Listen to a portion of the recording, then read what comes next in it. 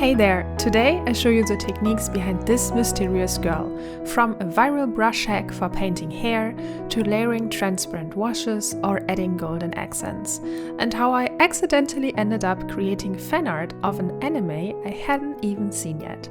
And that, after I finally did watch it, honestly gave me the creeps. I didn't realize at first that my painting looked so much like Mima from Perfect Blue. I just picked the title because it felt right. But then the comments came in. Dozens, then hundreds. Is this based on the anime? Wait, isn't that supposed to be Mima? I had no idea what they meant. But eventually curiosity got the better of me and I watched Perfect Blue. And suddenly it made sense. The mood, that distant, haunted look, the girl losing herself in the water, a metaphor for reality. She doesn't look a little bit like Mima? She's a spitting image of her. When I watched the movie, what stayed with me wasn't the horror. It was that slow loss of control and how her identity is shaped by others, how the internet rewrites her image before she understands what's even happening.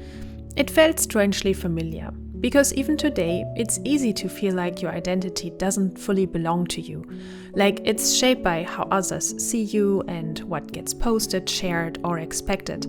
It's something that we're all still figuring out.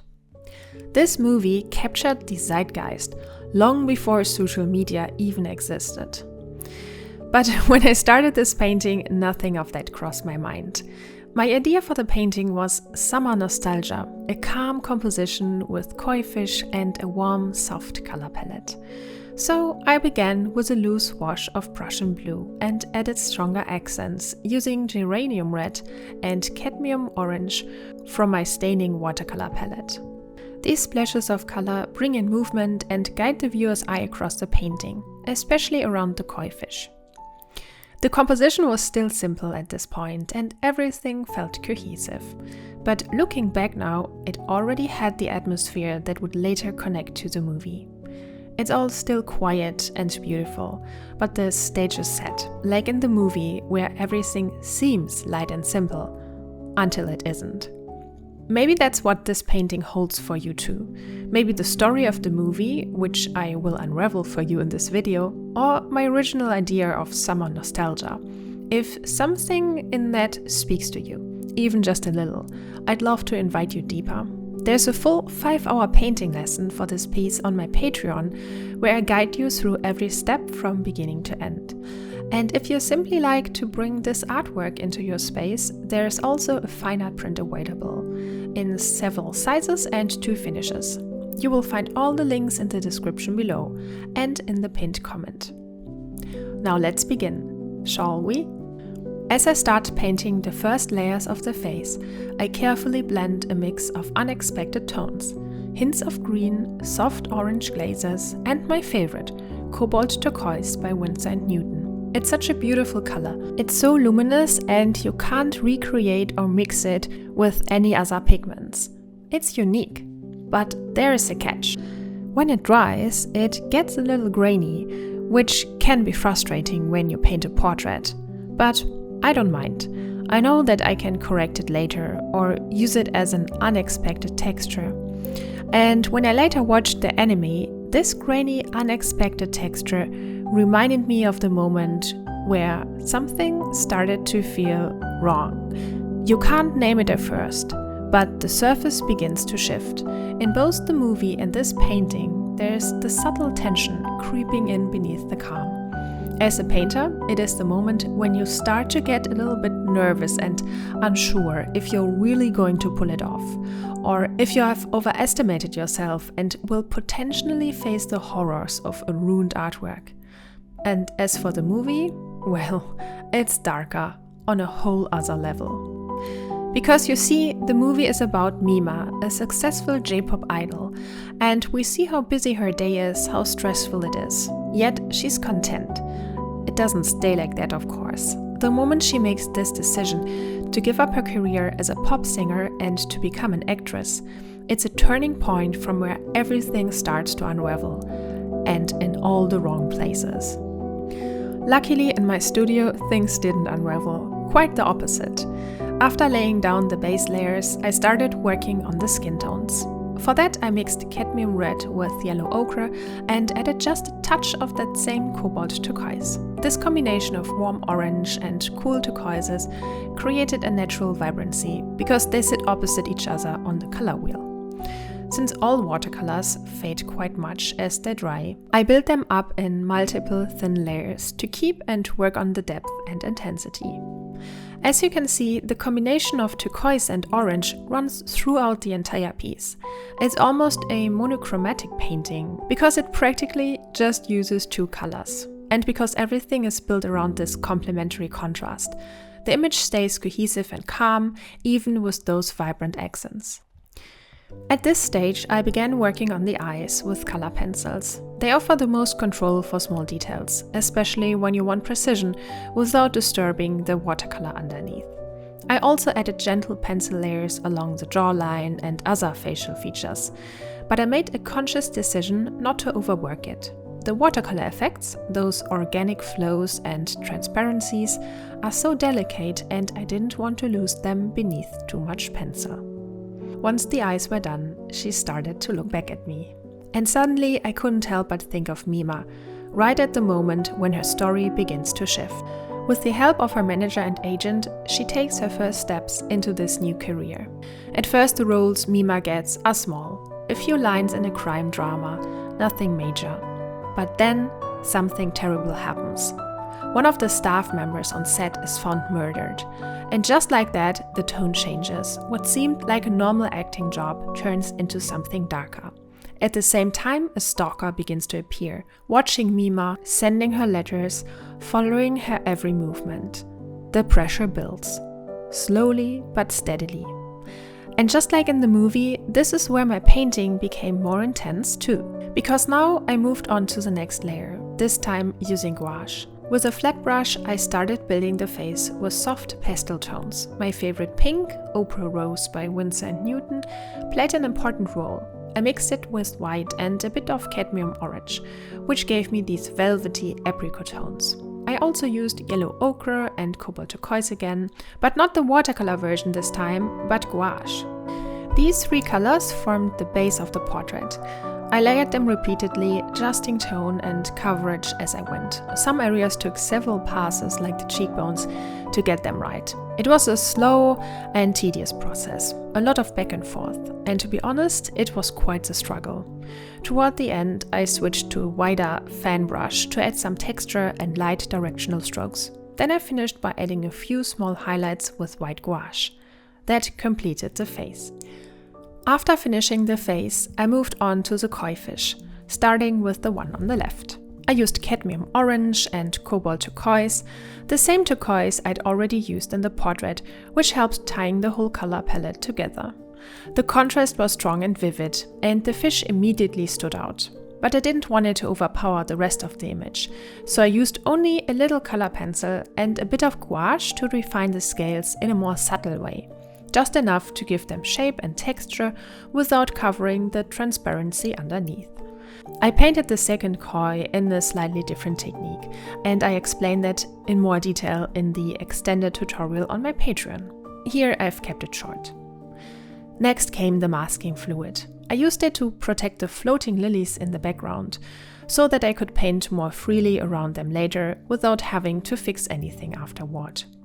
After that, I went back and added some light scale details to the second koi, but I kept them soft. They weren't meant to be the focus, just part of the flow.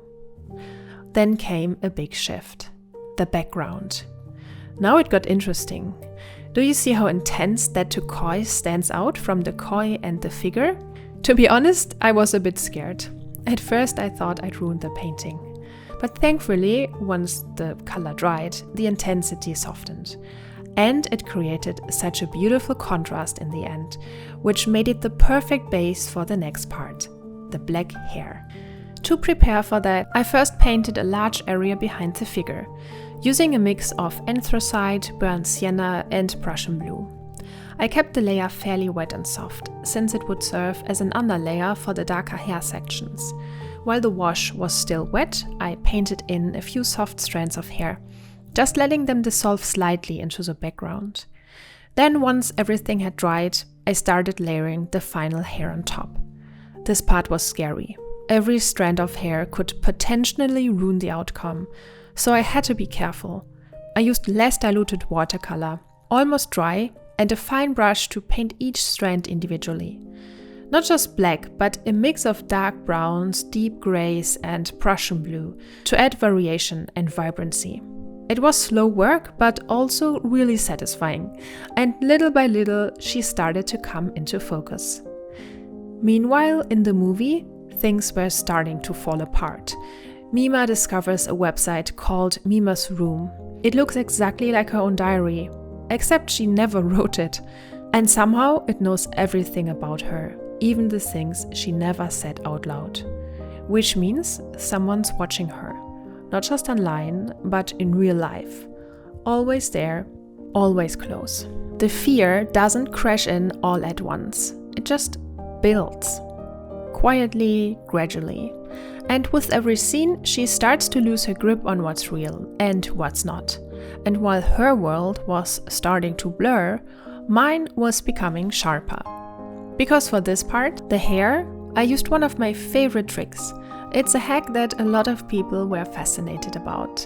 I took a flat brush and cut into the bristles, so the tip splits just enough to create tiny individual lines. It gives me the perfect kind of texture. Soft, slightly chaotic, but still totally in my control.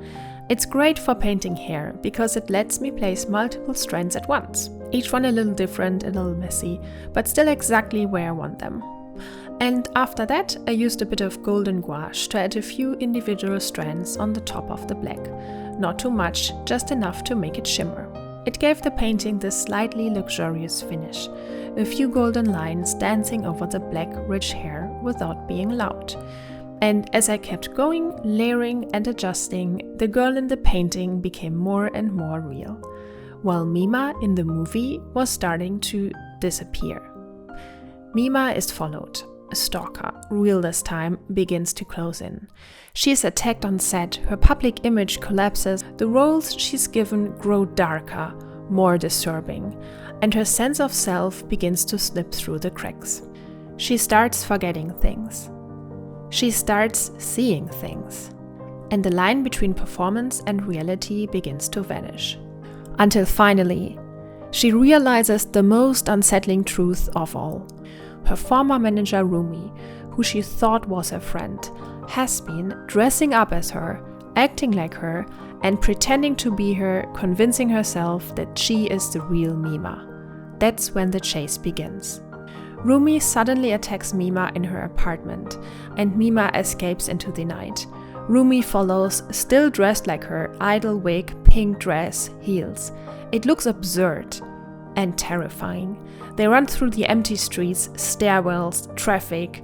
Rumi lunges at her with a broken umbrella, and then she stumbles into the road. A truck comes barreling toward her.